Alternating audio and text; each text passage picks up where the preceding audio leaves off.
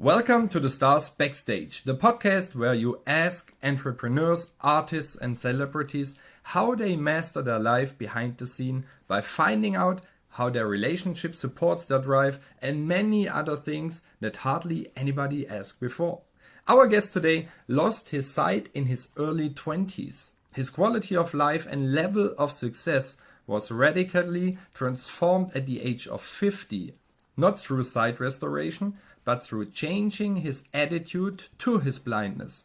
Since that day, he has set numerous world records, undertaking extreme endurance events across all 7 continents of our world in the field of mountaineering, desert and polar ultramarathons, powerboat racing, scuba diving, motor racing and long distance aerobatic and supersonic flying, amongst other achievements. He had the privilege of speaking at over 1,000 corporate events in 69 countries all around the world to date. And at one event in Dubai, I had the honor to get to know and work with him. I'm so happy to speak with you today. Welcome to the podcast, Miles Hilton Barber. Thank you very much, Norman. It's a great honor to be with you all, and I trust that something from my heart today can somehow be written on your heart, and you can go away somehow enriched by the goodness of life around us. I am a blind adventurer, as I'm known now. As you've heard, I've spoken now, in fact, at nearly 1,200 corporate events in 71 countries since meeting Norman. I live in the UK. I grew up in Zimbabwe, used to be called Rhodesia. I'm now 68, been married for 41 years in a few weeks' time. 3 children, 3 grandchildren, and I'm the happiest and most contented and fulfilled I've ever been in my life. And I'm actually more happy now as a blind man than when I could see. And this is the unbelievable thing. Whatever you just told me, I could feel that. Your love, your passion, your desire, your love for your beautiful wife. And you inspired me so much by the stories you told me, and I'm sure that our listeners get a lot of knowledge out of that. Like I read earlier, and you said at the age of 50 you changed your mind.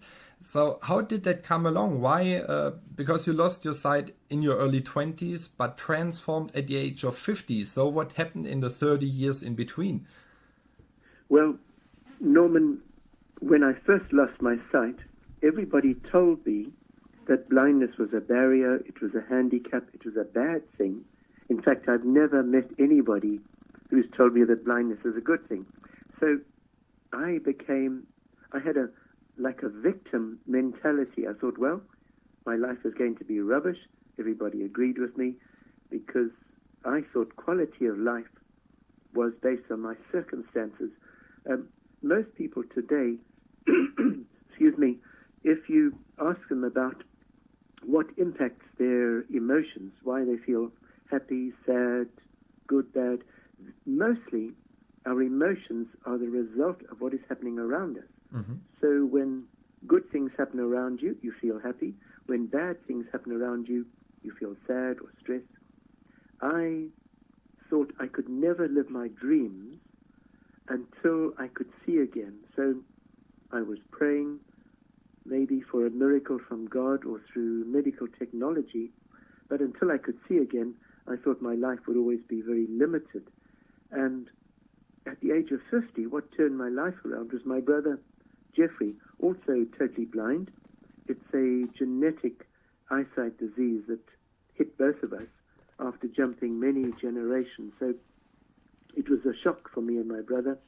So at the age of 50, I was now living in England, in the UK. My brother was living in Durban in South Africa. He built a yacht in his back garden by feel. If you want a silly hobby for a blind man, building a boat in the back garden. I don't know if he thought he was Noah or something. Uh-huh. But he launched it and it didn't sink, and everyone said, what are you going to do?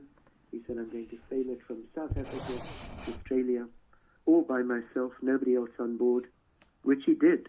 Everybody thought it was impossible for a blind man to cross an ocean solo. He had speech output on his navigational instruments. But he said, no, it's not impossible. just never been done before. And that was the turning point in my life, Norman. That's amazing.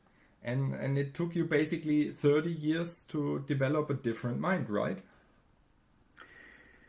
Yes, it's a hard thing to think independently sometime when you are pushing against the stream. You're doing something different. I suppose every entrepreneur, the key to success is not following the herd. As they say, as you follow the herd, you just end up being milked. But I was a victim of what the world thought about blindness, and my brother was the one who said, no, your quality of life is not based on your circumstances, but on your attitude or response. So he was the inspiration and the change in my life. This is great. And I think, as far as I remember, he really mastered his boat adventure, even taking some hits and bumps. But at the end, he succeeded, right? Yes, Norman. If you want raw courage, just think being blind or someone blindfolding you, putting super glue on your blindfold so you cannot take it off, and saying, all right, go from, I don't know, from England, to just across to New York or something, blindfolded. He was in the most dangerous ocean in the world, the Southern Ocean, 51 days, 5 days in a force 10 gale, 80-mile-an-hour winds, 35-foot waves, knocking the boat right down. His boat was half wrecked, and he was all alone, no one to help him. Cold water halfway up to his knees, but he never gave up, and he made it. So I've done nothing in my life that is even worth talking about compared to the raw courage of my brother. I really want to touch that point where you said he was all by himself. He was alone in the boat.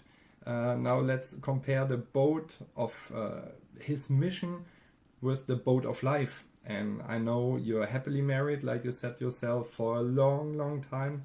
And I really look forward to meet your beautiful wife one day in person, as I heard so many great things about her. As an entrepreneur, it's quite challenging. You travel a lot, over 17 countries, way over 1,000 speaking engagements. So you're on the road from time to time. I would think, how do you personally balance your family and your career? Well, certainly without any doubt, my wife and my family come before my career and my speaking. So practically now what I do is my wife looks at my diary and she looks at places we have not been to before together. She says, right, I'll come with you here and here. So last year, I think we had 6 mini holidays around the world where she travels with me. So often I will turn down events because I've already planned some time away with my wife somewhere. Just a little while ago, March, a year or two ago, I was quite busy. On the Friday, this one day I was speaking in Cape Town, Saturday Frankfurt, Monday Dubai, Wednesday Durban. So I said to my wife in advance, when I go to Durban, you come with me. We'll have a week at a game reserve in South Africa, which we did. I didn't tell my wife. I received 4 international speaking requests, big global conferences, a lot of money involved, a lot of kudos, but I didn't even tell her because for me the important thing was time with my wife. Where we were in South Africa, there was a swimming pool in the game reserve. While we were swimming in the pool, zebra would come and drink out of the swimming pool, and giraffe. And what money can you pay for an experience like that? So I think a lot of people get into trouble, make a shipwreck of their life because they think that money is the key to happiness rather than relationships. A quick example, a good friend of mine is a big international speaker. He lives in another country, not the UK. He phoned me recently and said, Miles, I've got 4 speaking events in my country. It's a third world country. And he said, I've now had 3 events in Europe, but these runs in Europe are worth 20 times more than the 4 I've already accepted in my country. And I said, what's the problem? He said, well, obviously I need the money, and these European ones will give me more money. I said, have you accepted the ones in your country? Yep. I said, well, there's nothing more to talk about. What is more important, your word, what do you want out of life? Do you want money, or do you want respect? Whatever our values are in life, we end up often not falling short. A little while ago, my son said to me, Dad, read this book, American Sniper. A film was made out of it recently, an American Marine. And he wanted to be the best sniper in the Marines, and his Marine service was his priority. So he succeeded at that. But in the book, I read that he got divorced. Why? Because his wife and children were less important. So we need to beware. We need to understand, once we know what our values are. Often, Norman, I am asked to speak at charitable events, or maybe to go and speak in a prison where there's no money. Sometimes they will pay my expenses, travel, but maybe not even that. After I've accepted that event, often, I get invited. Miles, would you like to come and speak in Hong Kong or Zurich or Frankfurt for a lot of money? And I say, sorry, I've got another commitment. Before I was clear about this, I used to struggle and think, oh, groan, is there a way, can I go back and tell the people, sorry, I can't really do it? But now I know that as long as we're true to ourselves and true to our values in life, it's okay. And now I can quite happily say, I'm sorry, I have another commitment. And it happens so often. But I've now got total peace about it, because I know that my priority is my word. And whether it's a speaker agency or a company or a charity, if I give my word, I don't use contracts or anything. That's how it is. If I say yes, I'm going to be there. And of course, I don't tell the charity that I've had to turn down a big event. That's not to do with it. And I think the big thing is being able to put your head on the pillow at night and be at peace with yourself and believe that you're honorable and you're trying to live a good life and caring about people around you. This is just amazing wisdom. Thank you for sharing that. Because I often get asked, what would you pick? Like you have, like you already mentioned with the friend, your speaker, if he would have the offer, or let's say if you would have the offer to go for a big paid event to place A, and you have something that really touches your heart, but it's without any fee, it would be place B. You would always pick wherever your heart is. And would you say you should take the values you had, because you mentioned that, as the ground base for everything? Norman, I think that we have the sort of phrase, swings and roundabouts, or what goes around comes around. And I think, if you're true to yourself and you try to be true to others, I don't believe you'll miss out on having what you need in life. So, yes, money is important, but it's not an end in itself. I was at a seminar a while ago, and the person said to the audience, how much money do you need in life, per year? Mm-hmm. And people said, 20, 30,000 pounds. One person said 250,000 pounds. And he said, why so much? He said, because there are so many needs in the world, I need more than I need for myself so that I can provide for the needs of others. So, Norman, most of my life growing up in Africa and Zimbabwe, my wife and I had very, very little money. And even when we came to England, we left because of Zimbabwe, Mugabe, and the war. We came to England with our children. I had nothing. So we know what it is to have nothing and yet still to be happy. And there's a wonderful quote or phrase. The Apostle Paul in the New Testament said, I have learnt the secret of contentment, whether to have a lot or a little. Wow, that blew me away. Do you know what? Contentment is what life is all about. That is something you have to learn, and it's a secret. It's not just there. Oh, it's easy. No, contentment is something we need to search for. And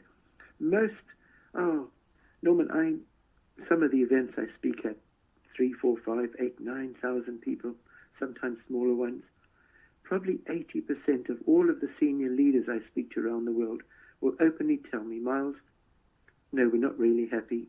We're not content. We're stressed. We work too hard. We work too many hours. Our life-work balance isn't good. We eat too much. We drink too much. We're stressed. We don't sleep well. And I'm saying to them, what are you doing burning up the best years of your life in a quality of life that is not giving you fulfillment and contentment? And they say, oh, but we want to be successful. And I say, well, listen, success isn't measured in money. It's measured in family and relationships and peace in your heart. So, for me, the biggest thing in life is not money, but following your dreams, caring for people around you. You know, I've done several events in India for a company called Airtel. They're the biggest mobile phone company in India, 350 million subscribers. The big boss on a conference call said, Miles, when I employ a new country leader, I say to them, you have to be a juggler, juggling balls in the air, 5 balls, to be a good country leader for Airtel. One of those balls is made of rubber, and that one is called Airtel. If you drop that one, don't worry, it's going to bounce. You can pick it up again. But the other 4 balls you're juggling with are all made of glass. They're made of crystal. And if you drop them, they're going to crack, they're going to break. You're going to do permanent damage to your life. I said, what are the other 4? He said, one of them is your family. Another one are your friends. A third one is your health, exercise, looking after your body. And the 4th one is your spirit. Not your religion, but your outlook, your sense of humor, your outlook on life. I said, no, what? Excuse me. Listen, are you telling me that your leadership, the way you want to grow your global company, 4 out of 5 of the priorities you're giving your leadership are not work-related? He said, yep. I said, that's crazy. He said, it works. He said, take someone running a shop, a mobile phone shop in Mumbai or Delhi. If that manager, if his family life is in a mess, he comes to work grumpy and he's not happy, he shouts at the staff. If he neglects his friends, putting money or his profession first, that's not good. His health, if he's coming to work rubbish and overweight, a lot of people come to work, what they had for breakfast, pain au chocolat and 2 cups of strong coffee. By 11 o'clock in the morning or midday, they're having a caffeine dump or sugar up and down. One of the biggest companies in the world that I speak for regularly with their global leaders, they now do a survey of the health and the diet of their leaders because that has a direct impact on their impact at work. So your health is such a big thing. And maybe just talking on that for a moment, how can you be effective if you're going to be a driver in the Le Mans 24-hour race? If the motor car engine isn't tuned up, you're not going to do well. You put rubbish petrol in, poor petrol, you won't do well. How can Norman, you or I, or any of you lovely people listening, how can we expect to give our best if we start the day with a poor breakfast or no breakfast, if we don't exercise? The greatest gift we can give our bodies is health and well-being. So why don't you look after your body? Why do you hate exercise? You're hating. You have to do what you don't want to get what you do want in terms of exercise. And for me, it's a constant challenge. I have a gym in my house here. I have a personal trainer once a week, and I try, my current regime is 5 days a week, just 30 minutes a day, either on the treadmill, upper body stuff on the exercise bike. But when my body is feeling good, I feel good. So health is so important. And your spirit, your outlook on life. Oh, you know what? If you don't have a sense of humor, you're not going to get far in life. It's such a pickled, upside-down world. So that blew my mind, to be successful in life. It's not just your work, it's your family, it's your friends, it's your health, it's your spirit. just talking about family again. If you think that you can have a rubbish family life and come to work and be successful and focused, ask Tiger Woods. He'll tell you, no, when your family life's in a mess, it impacts your profession and your ability to be successful. I did a talk in Aberdeen in Scotland for the oil industry, the oil people working on oil rigs in the North Sea. The head of HR said, Miles, if someone on that rig has got a problem in their personal life, their wife is sick, children, whatever it is, he says, I get them off that rig because there's a disaster waiting to happen if that person isn't focused at work. So don't tell me that your personal life does not impact or influence your business life. It's a major thing. If your personal life is good, when you go to work, you can switch off, give your full attention to your work. But if at 10 o'clock in the morning you get a text from your wife, I'm still not speaking to you, or your girlfriend or your whatever, you can't focus. So personal life is a very important springboard to be successful in your profession. Do you have 2 or 3 advices for us? Because I'm quite sure there are many people out there that give 120% for their job, for their passion, for the things they do during the day, and they come back home, they're all stressed out, their mind is running around the topics from the day, probably they are already stuck within the next day, and they just cannot focus, like you say, on their family, on their friends, on their health. Based on your personal experience, how can you really keep those juggling balls in the air if you put yourself under that much pressure that you say, I have to succeed, I have to master it, and this is my first priority? I think, Norman, most people in positions of leadership and authority today, so many of them, I say to them, look, if you worked for 15 or 18 hours a day, could you catch up with your work? And many of them will say, no, we're just too much. You see, today, Norman, I was saying, I've spoken in now 71 different countries. Everywhere I go, there are high levels of stress and change. The world is changing faster today than at any other time in world history. Most people are given unrealistic job challenges. And I say to them, look, all right, when you get to the end of your life, or change it. If you were to die tomorrow, would your company collapse? And of course they just laugh and say, no, of course they would just replace me. So I'm saying, well, when you get to the end of your life, you need to stop and think, have I done what I wanted? Have I actually fulfilled what life is all about? A while ago, I heard a sad, sad story of the global head of one of the biggest and best-known companies in the world. Every one of you would know if I mentioned the name. This man was he was retiring.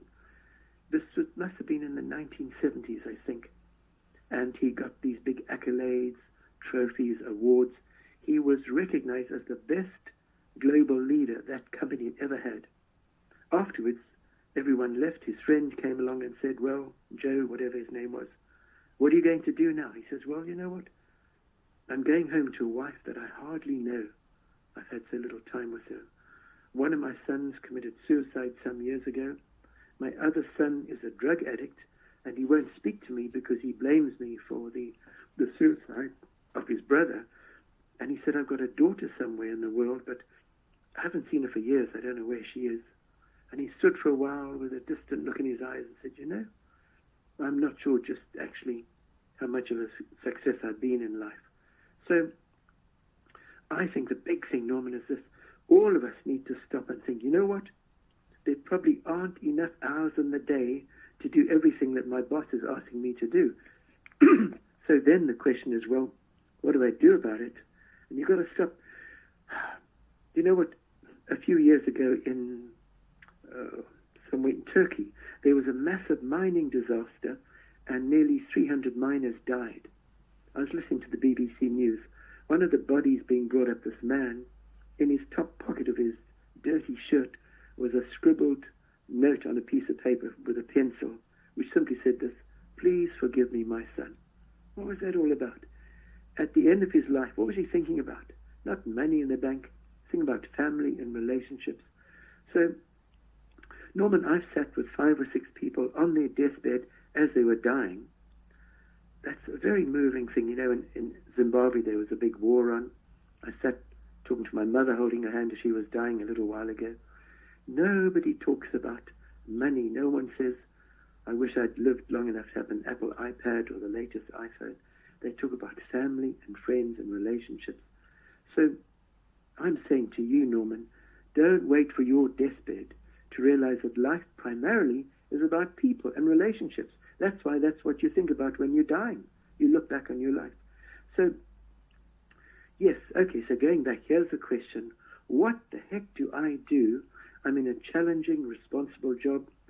People's lives, a company, the productivity, a lot is resting on my shoulders.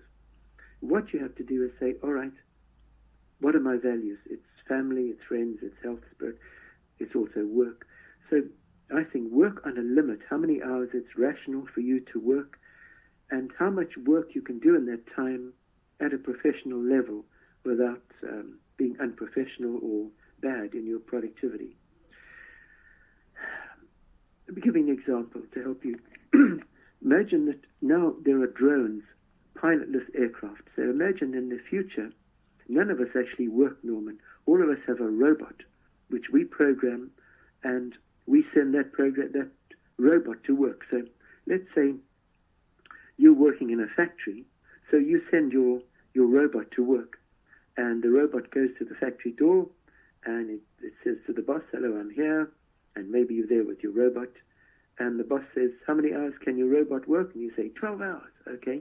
But then he looks and says, but the computer on your robot hasn't been upgraded. No, I haven't had time to do that. And also, see, the battery's half run down. It's already on half charge. Yes, I've been working my robot over the weekend as well.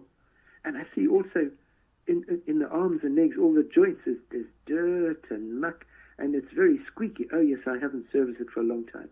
Now, the boss, you say to the boss, but boss, my robot is there for 12 hours. But he says, look, that's rubbish. How effective can your robot be if its brain is not up to speed, if it's tired and run down, and if its body is rubbish? Now, many people, maybe some of you listening now, are going to work like that. It's Monday morning, you're tired, you've been working late at night, you haven't been exercising your body, you haven't had time off. So what do? So I'm saying you have to know your priorities. If your family is, important or priority, you have to have a limit how many hours you can work. If you die, they're going to replace you. The more work you accept, the more work you do, working extra time, they think that's normal. Okay, that's what we now expect of you. How many times does your boss say thank you? We appreciate what you're doing. No, a lot of the time it's just expected. Why haven't you done this? Why isn't that finished? Wow. So, stress at work. We're talking about stress just for a moment.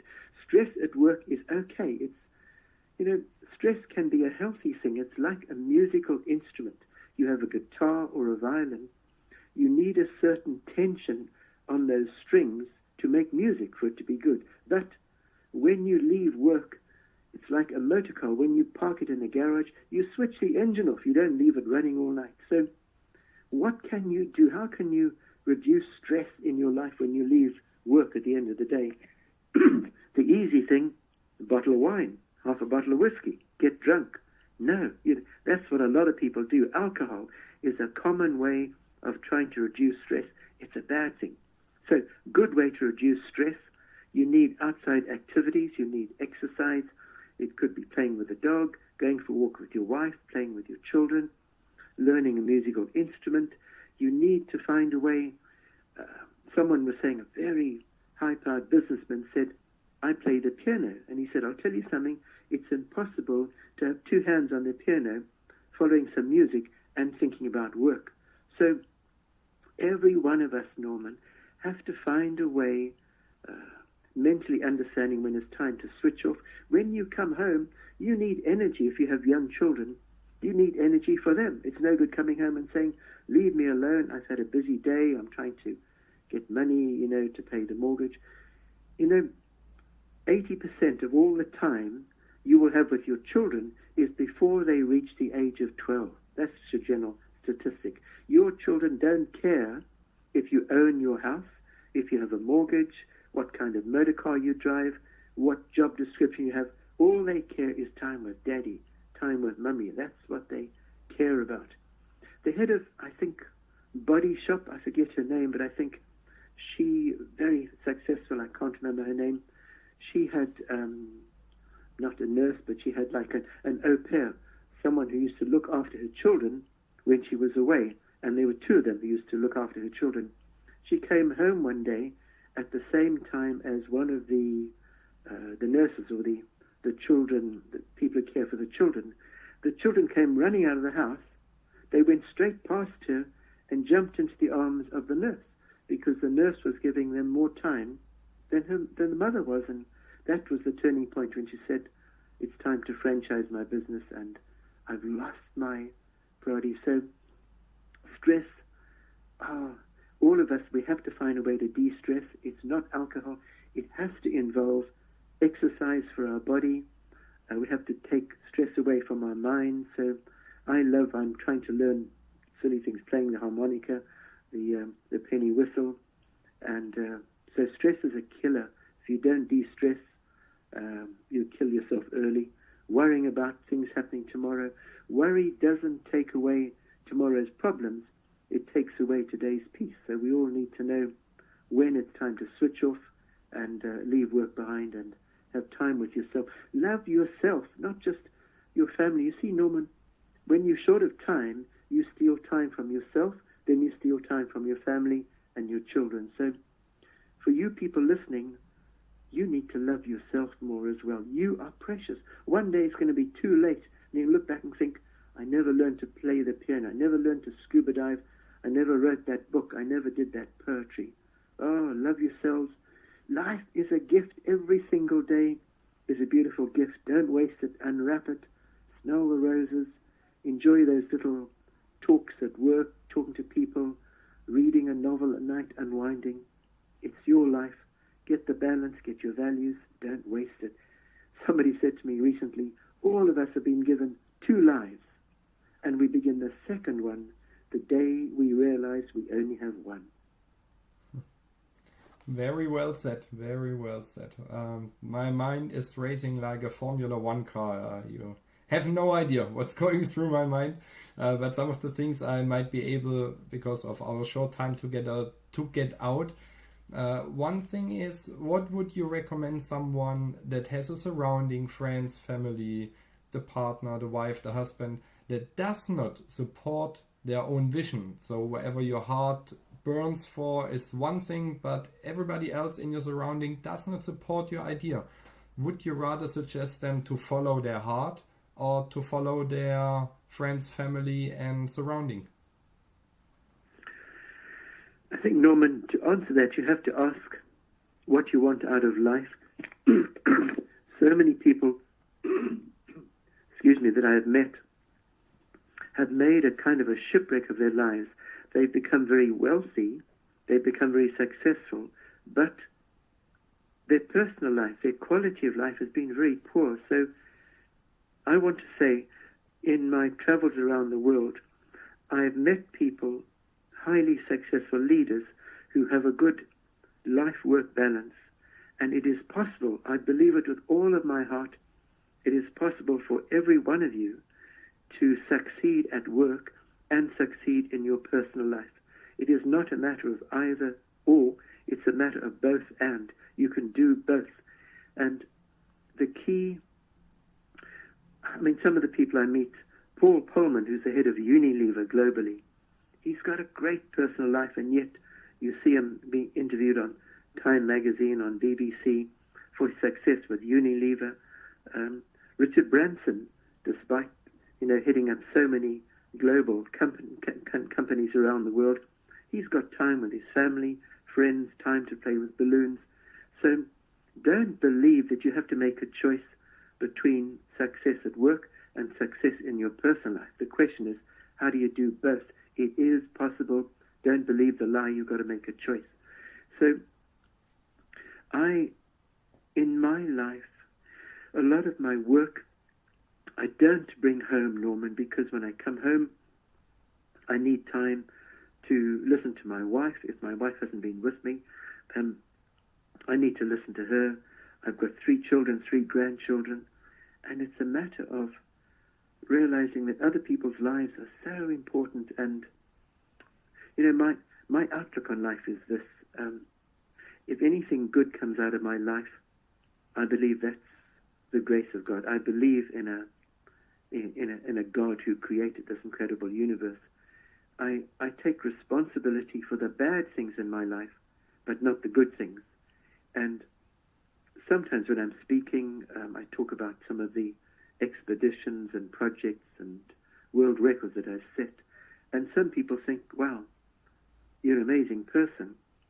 I look at myself and think, I've done nothing except what has been possible through the grace of God, through the goodness of my family, my friends, the support of my wife.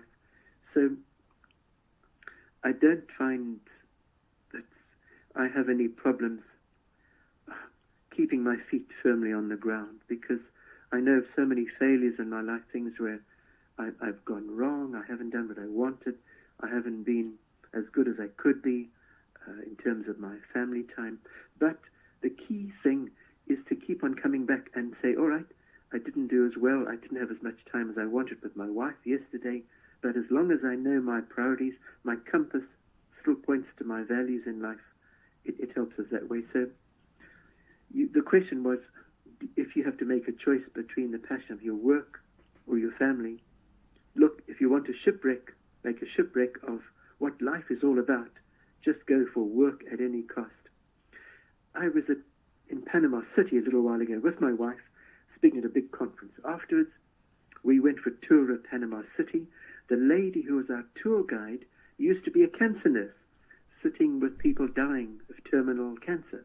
And she used to say to them, did you do what you wanted with your life? You're dying now. She said, Miles, 7 out of 10 said to me, no, we have serious regrets. We didn't do what we wanted. So I'm saying to you, beautiful people, okay, you want to just be a multimillionaire and be the most successful person in your field of work? Okay. But be careful that you don't get to the end of your life and look back and think, you know what? I've lost my family, I got divorced. If some of you talking to being divorced once, twice, that's okay. I'm not judging you on that, but I am saying learn from it and learn that, peace of mind and contentment, it's having people around you. If you've got at least one person to love, at least one person who deeply loves you and cares about what's happening in your life, you're a rich person. If you've got friends, enough friends to fill up the whole of one hand, who are true friends no matter what happens, you are so wealthy. You want to know how much a person is worth, what their value is in life? Take away every material possession, and what they have left tells you what true worth and value they have. And I want to tell you, my friends, never, never, never look for money or progress at work at the expense of relationships, your family, your friends, and even yourself. It's just not worth it. You're not doing the right thing in life, in my humble opinion. Yeah, for me it appears almost like a circle, because if you don't have, like you mentioned earlier, your family life straight, and your friends' relationships, and your health, and your spirit, you cannot be good at work, as you told in some of your stories. And I realized in my own life, if you're unhappy starting from the top part, like from the family, you get out of shape, you gain weight, and you mourn about it, and you are unhappy, and you try this, you try that. But as it's a circle and everything is connected, it would be much easier to start at the top point, at the family and relation part. And if this is going great, everything else will automatically fall in place, because I'm not unhappy about the most important thing. But if I focus only on work, or only on my body, or only on friends, or only on spirit, or only on family, it does not work. So it has to go hand in hand together. Norman, yes, life is all about this balance. And it's true that maybe some of you people listening, you could earn more money if you neglected your family more. But in the end, in Zimbabwe, where I grew up, I was living for some time in the farming community. And if you could fly over somebody's farm in a helicopter, let's imagine in the middle of the farm is the house, the farmhouse. All around, like the spokes of a wheel, there might be 5 or 6 fields with different crops. It might be maize, it might be cotton, it might be groundnuts, all these different crops. Now, the weather changes each year in Africa, so some days, some years, the rain would be insufficient. The cotton would not do so well, but the groundnuts would do well. So if you have a balance of crops, no matter what the weather, you will always find that in the end your farm is profiting and you can feed your family. If you stay with a wheel, but change the analogy to driving a motor car, if you're driving a car and there's a vibration in the steering wheel, that's because one of your wheels is not balanced. Balance the wheel, the vibration goes. Many people in life go to work not in balance. Their life is not in balance. Their children, their health, their time with their wife, their diets, their exercise. So they come to work and they're vibrating.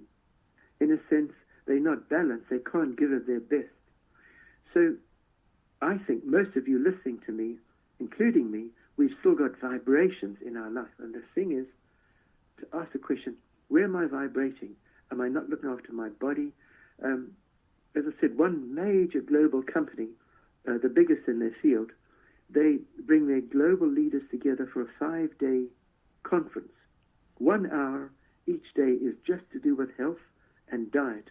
They take blood tests, they get them on a running machine, they look at their heart rate, and what they're wanting is more productivity at work.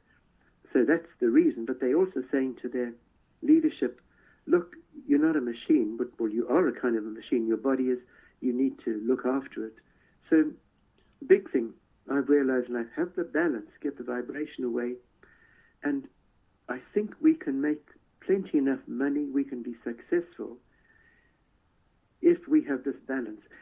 I often say to senior leadership, maybe I've got the big global boss sitting in front of me in the audience, and I'll say, right, is it possible for you people to be inspiring in your business field if at home you're leading a dull, boring, uninteresting life? And the answer is no, because if you're dull in your personal life, you come to work, you're not going to be inspiring just because you put on a business suit. Your attitude, your outlook on life, your attitude towards change, towards stress, towards values in life, you carry those around everywhere. So that's why I'm always saying to people, I'm not focusing on sales or marketing or supply chain, improving things. I'm focusing on people, their values in life, because if whatever your values are, you take them everywhere. When I was growing up in Zimbabwe, people said when I was starting as a salesperson, remember, you can't have friends in business. I thought, what a stupid thing to say. What's the implication? The implication is, well, in business, you can be corrupt to a degree. You can be unethical in the way that you deal. Well, all fair in love and war. No friends in business. Rubbish. The opposite is true. You were talking about Dubai, Norman. I was in Dubai at another event for the biggest accountancy firm in that part of the Middle East. Having dinner with the senior partner after it, he said, Miles, I had to phone up one of my clients a little while ago and confess that I had made a mistake. Personally, I'd messed up this particular financial product I was doing. It was going to delay by 3 or 4 weeks delivering this new financial product to them. It was a mess for the company.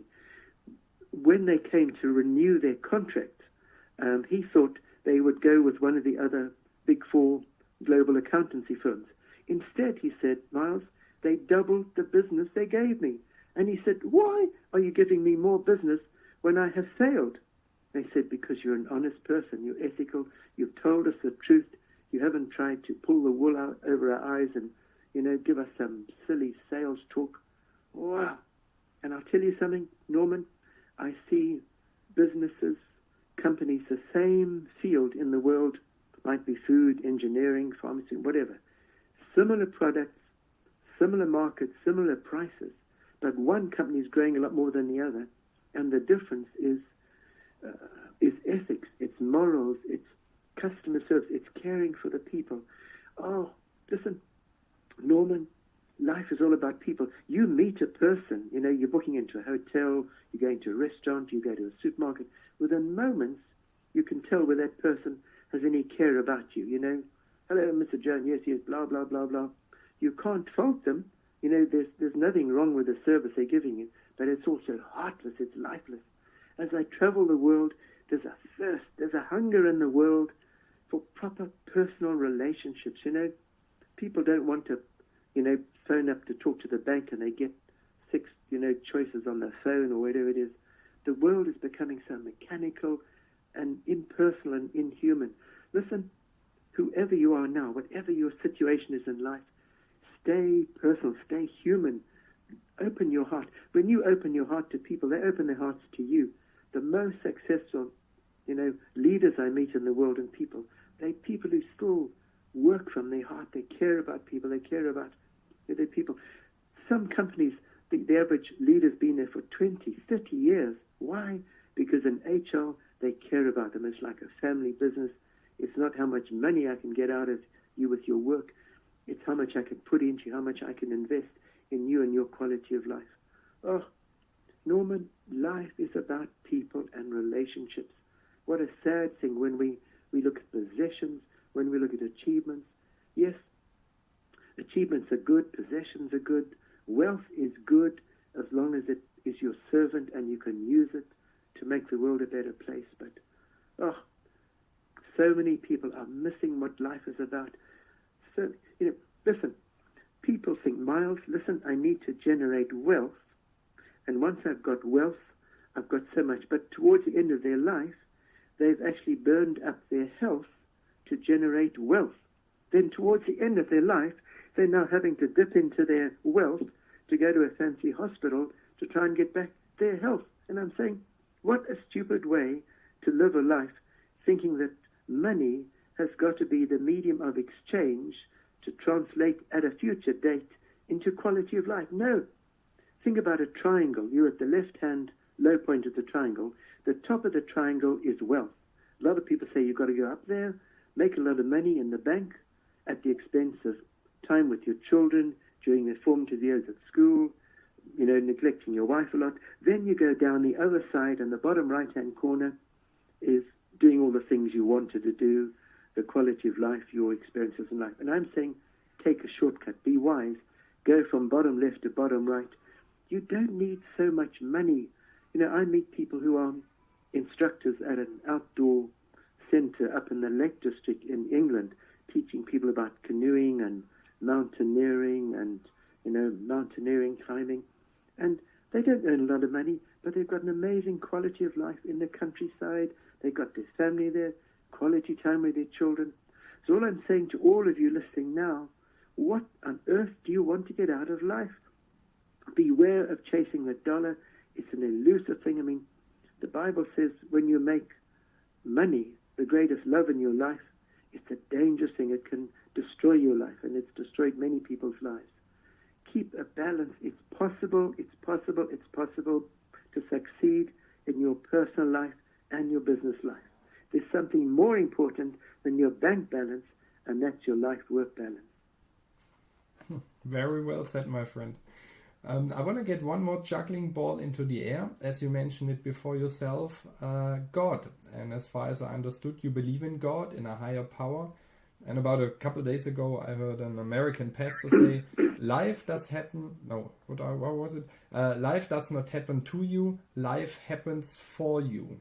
And I would be interested, Miles, do you believe in a master plan? Like, do you believe God or whatever higher power you believe in has set out a master plan that you more or less have to follow? Or is it all randomly what happens on this earth and you have it purely in your own hand?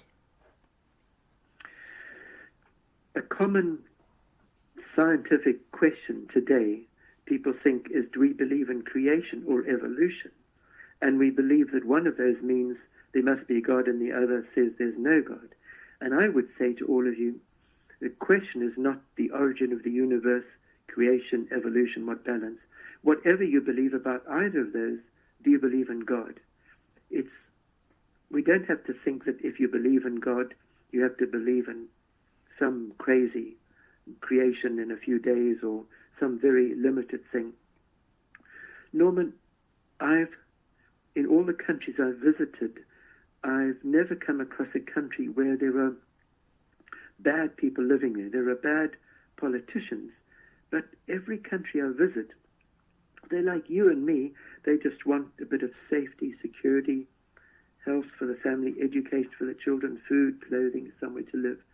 So, and many different religions. So I often in my presentations talk about the creator of this universe, and I'm not trying to proselytize, but I simply say to people, look, in my personal experience, I just think life is so complex. The beautiful thing, monarch butterflies migrating, birds migrating, the beauty of life, the complexity of life. I just don't have the faith to believe this is by chance. So I think in everything we just need balance. Yes, I believe in God. In my personal experience, I would say clearly and simply, yes, I have a personal relationship with God. There's a lovely verse in the Psalms in the Old Testament. Where can I go from God's presence? If I go to the depths of the sea, to the heights of the mountains, I can't get away from his love. And my personal experience is that I don't think I would be here but for the grace and the love and the care of God for me.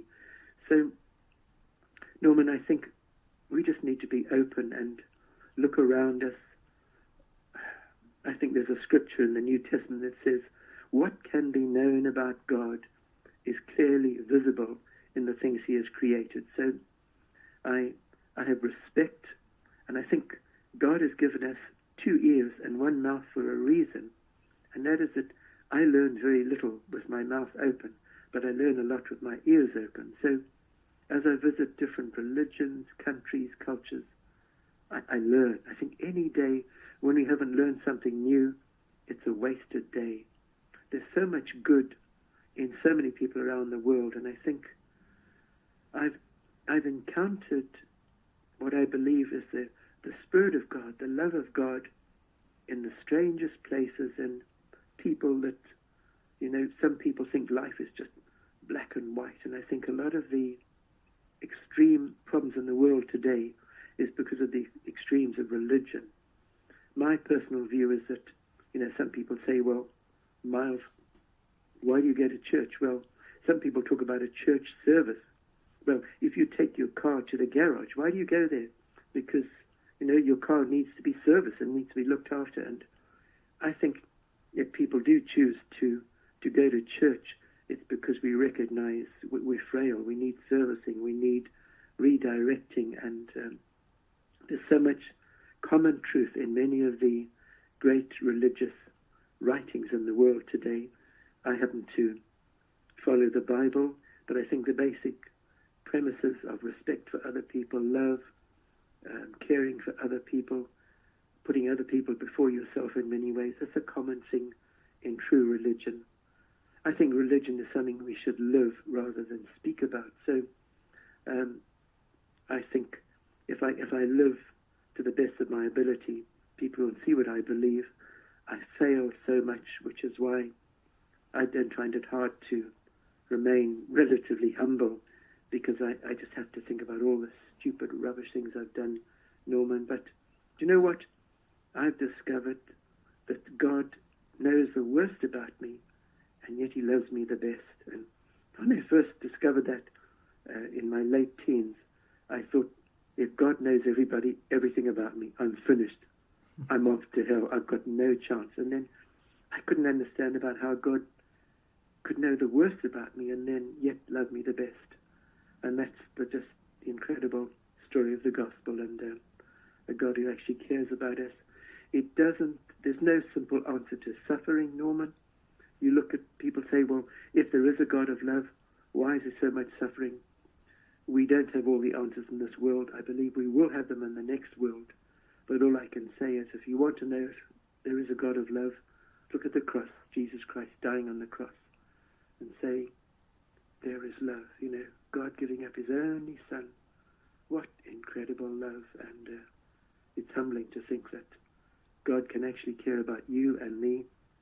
All of you listening, people say, well, how do I know if God exists? Well, I simply say to people, look, you decide. If you're honest and open, you truly want to know if there is a God out there who cares about you, who can help you.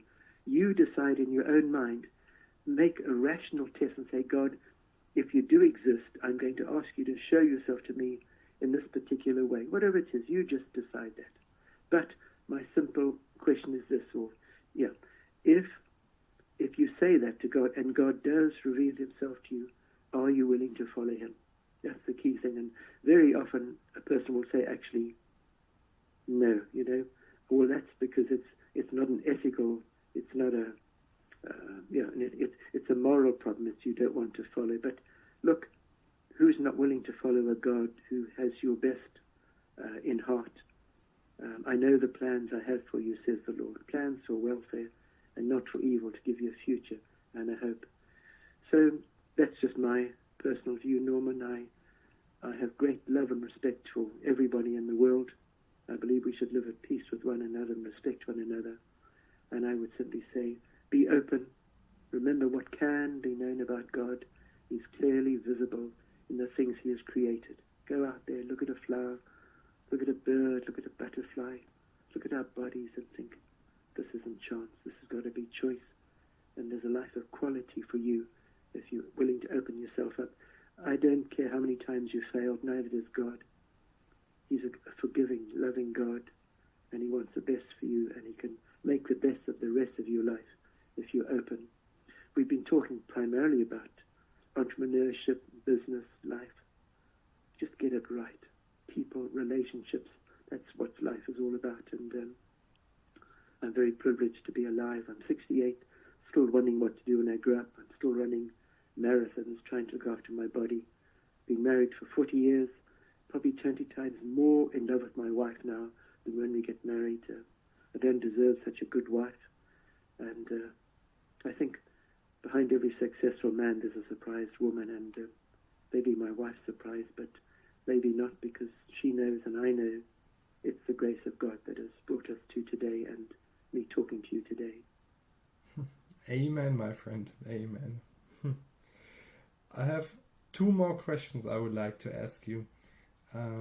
Speaking of love, of thankfulness, of being grateful, what would you say are your three things, or the things you don't want to miss if you just bring it out to the world, if you tell it to God, it doesn't matter. But what are the three things that you need to have in your life that will create more success in your private, in your work life, in the upcoming future? So is it really that you say, I have to be thankful, I have to be grateful, I have to be loving, I have to be caring? What are your personal three things? I think, Norman, for happiness and contentment, remember, Paul said, I've learned the secret of contentment.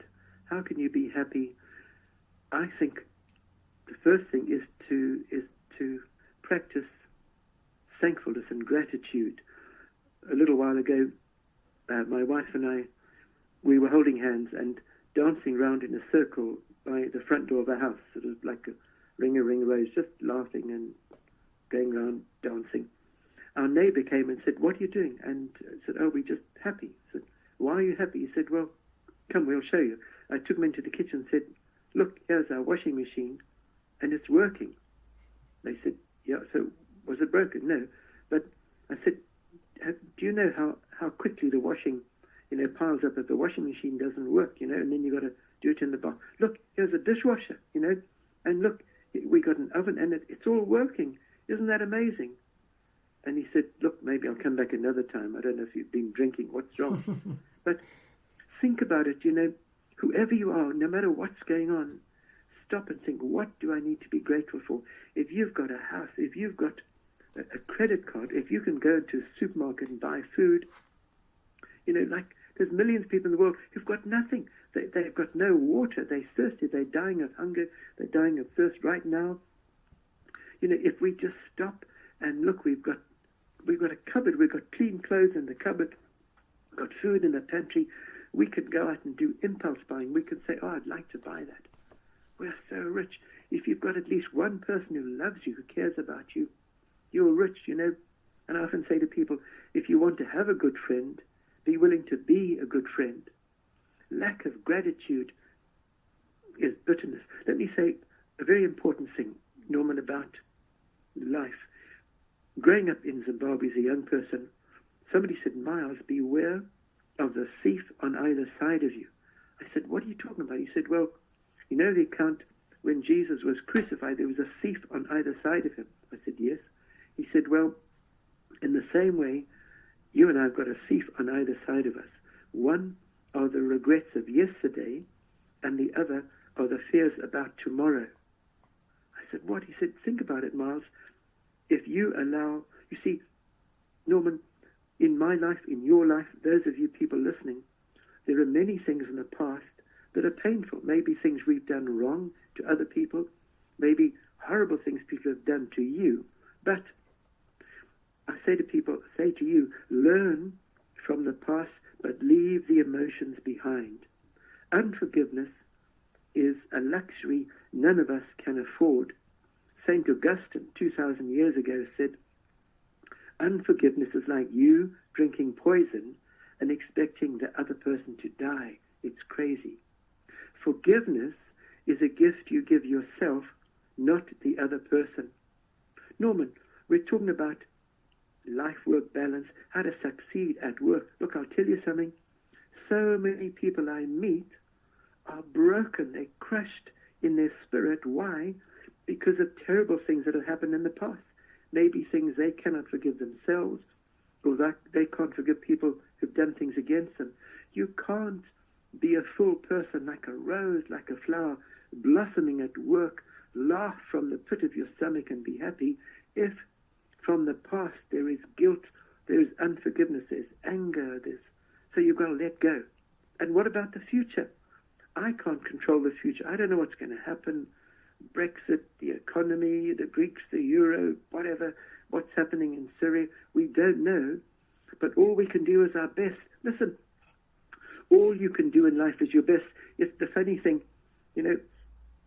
if you've done your best in life, that's all God expects of you. The trouble is, your boss expects more. So many people, they've done their best at work. They come home 8 o'clock at night.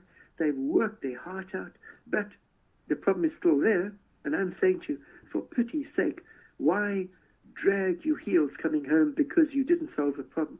If you've done your best, if you've worked your heart out, if you've worked the full hours you're meant to be working, put your chin up, walk tall, you've done your best. Never allow unrealistic expectations to dominate you and to dominate your emotions. What a stupid thing to do your best and still be unhappy. Stupid, stupid, stupid. Guys, it doesn't get any better than you doing your best, so beware of these thieves. Let go of the past. Often, I'll do something. I might be on an expedition. I might speak at a conference, and I'll come away and think, you know what, Miles? You didn't do very well on that point. You missed out something important you should have said about, that conference or that company. So in the past, I'd beat myself up, Norman, and say, oh, Miles, you idiot. And I'd be miserable for days and days. Now I think, okay, make a note of it. That was a stupid thing you did.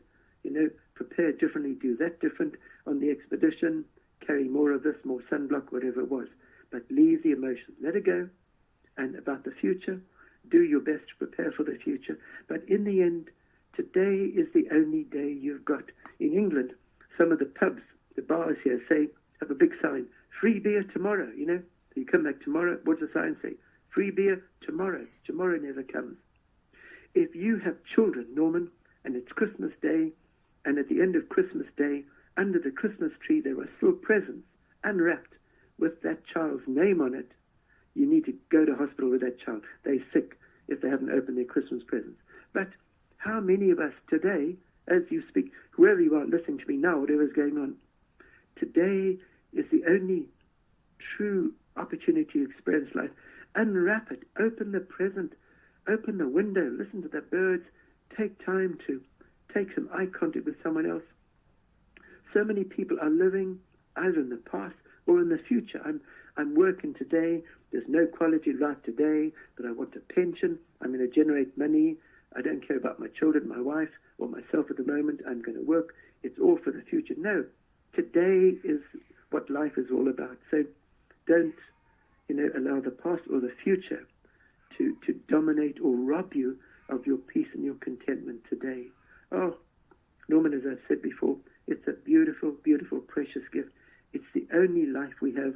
I don't believe we're going to come back as Brazilian tree frogs in the next life. So don't, my dear friend, get to the end of your life and look back and think, oh, if only I'd tried that. Many people, opportunities come quickly. A while ago, a couple of years ago, I did the New York Marathon. 2 weeks before the marathon, someone phoned up, Miles, do you want to do the New York Marathon? I'd done no running for 7 years. I had a damaged ligament in my knee. So the obvious answer is, yes, let's go and do it. People say, well, Miles, you don't run a marathon with no training with a damaged knee. Well, why not? I was raising money for, blind children. I knew it would be a rubbish race, but how many of you people listening have done the New York Marathon? It took me 6.5 hours, but 240 children can see what their mummy and daddy look like. They don't care if I took 6 days or 6 weeks. So here's my point. When opportunities come, your default should be, yes, let me give it a try. You see, at the end of my life, I'll be more concerned about things I have not attempted rather than those that I have. What a sad thing to look back and think, I wonder if I could have done that, Wow, I should have started my own company or give it a try. There's something worse than failure, and that's failing to try. You've got to be in to win. So say yes in life. And, I've been successful far more times than I failed, Norman, and I've been surprised how easy it was. It's less stressful getting outside your comfort zone than it is staying inside the zone and worrying. Life begins at the edge of your comfort zone, so give it a go or you'll never know. And you'll never discover the oceans of the world unless you're willing to lose sight of the shore. Get out there. You can do more than you think you can. The only limits in your life are the ones that you accept yourself. True, so true. I would like to ask you one last thing, and this goes out to everybody that just realized within the last hour, oh, I have an issue. My work life, my work-wife balance, my work-health balance, it's just not balanced. It's a wreck. It's totally out of shape. I know that since weeks, months, maybe some of us years, and through your inspiration, I realized I want to change something. But this mountain of guilt, of fear, of stress, of burden, of whatever it is so high that you're like a deer in the bright light. You don't know where to go. You don't know what to do. Do you have a last word of wisdom for those people that are willing to change, but they have no clue where to start? So what would your personal advice be? What should they do right now? Okay. First of all, I would say to you, listening to me, you are in good company. Probably 80% of all the senior leadership, as I mentioned earlier, Norman, probably 80% of people I speak to would say that basically their life is nowhere near what they want it to be. For some of you listening, and you feel you've made a massive, massive mess of your life, again, I would say my personal view is that there is forgiveness through the blood of the Lord Jesus Christ. There is nothing more powerful in life, no sin too big. When you take your sins to the foot of the cross, there is forgiveness, and you leave them there, and you never have to carry them again. It is the most wonderful thing. Norman, if I was to tell you about all the things I've done wrong in life, all of you would probably be shocked. Perhaps many of you would shock your friends if you were to talk about your greatest failures in life. But I tell you with joy in my heart, there is forgiveness in the grace of the Lord Jesus Christ. And he says, let go of your past life. There is a new life. No matter how long you still have to live, stop now. Practical thing. Stop and think, what is the problem? Maybe you need to go and apologize to people. You need to ask, what is more important? My relationship with that person or my pride? Pride, don't worry about your pride. Humble yourself.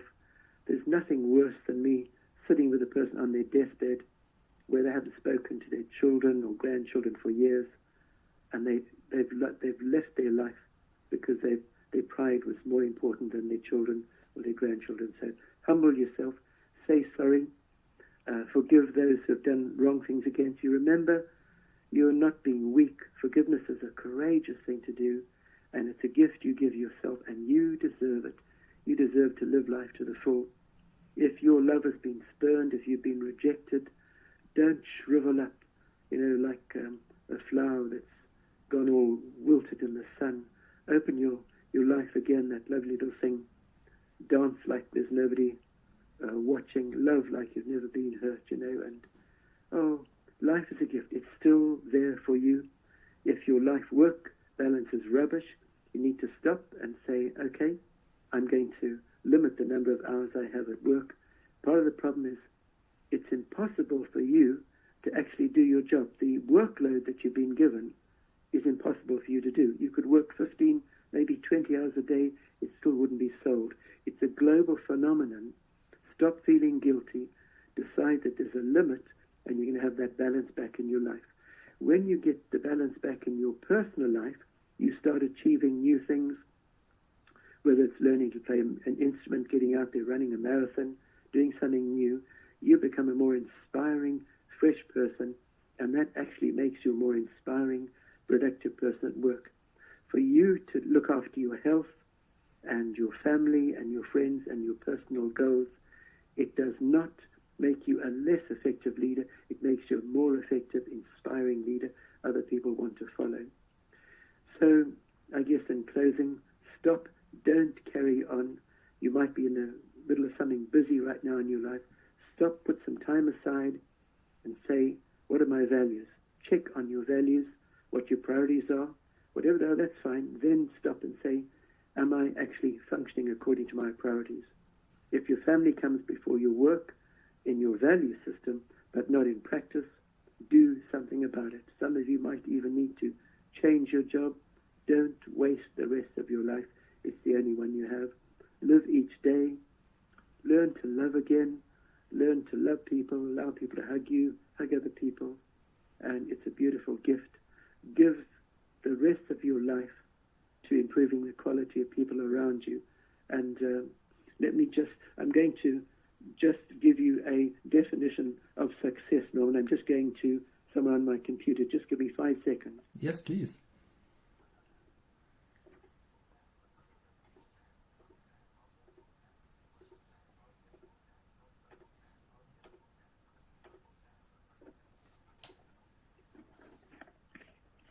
This is a beautiful definition of success, and it is this: to laugh often and much, to win the respect of intelligent people and the affection of children, to earn the appreciation of true friends and endure the abuse of those who are bad to you, to appreciate beauty, to find the best in others, to leave the world a better place through a healthy child, a garden patch, or a redeemed social condition. To know even one life has breathed easier because of your life.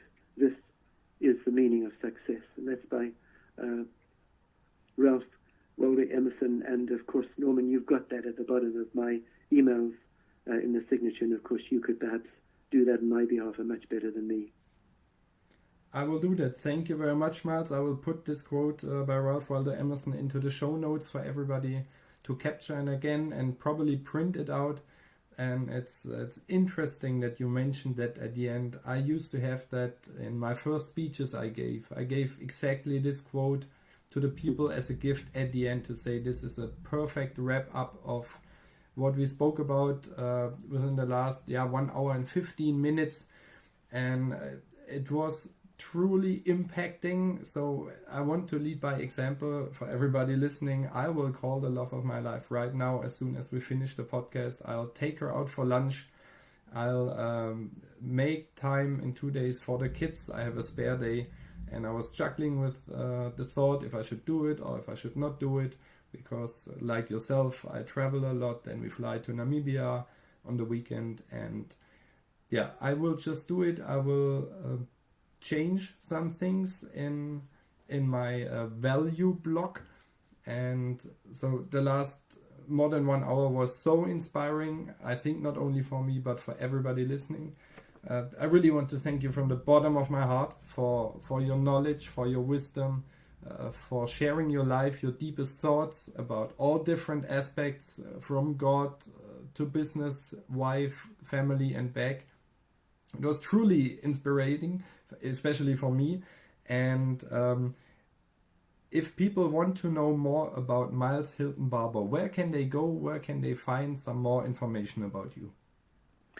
Well, I have my website, which is just www.mileshilton-barber.com. And it's been for me a great privilege. And Norman, the only good thing in me is the grace of God. And if anything has touched any of your hearts, that has been the grace and the goodness of God reaching out to you. So good luck and God bless you all. And I hope to meet some of you one day and live life to the full. Enjoy it. And remember, the only limits in your life are the ones that you accept yourself. God bless you all. Thank you very much, Miles. Until next time, thank you everybody for listening. I will also put in the show notes, of course, the homepage of Miles, where you can find him, as well as more details about the things he mentioned about this charity he supports with the marathon and other things he's doing. It's called Seeing is Believing. I support them by now too, inspired by Miles. It's such easy to help young children and even older children that suffer from a certain kind of disease. They lose their eyesight. You can get it back for, if I remember right, 14 or 15 euros per operation. So this really, it's a meal. It's basically really a pizza and a Coke if you just trade that in and support such a great organization. I think Miles, myself and everybody else that will get their eyesight back would be very happy. If you're looking for some things to do good in the world, this is truly something to support. The two of us do it. And if you think you want to support them too, I will put a link of Seeing is Believing also in the show notes. Thank you very much for listening, and I hope to see you again next time. Bye bye.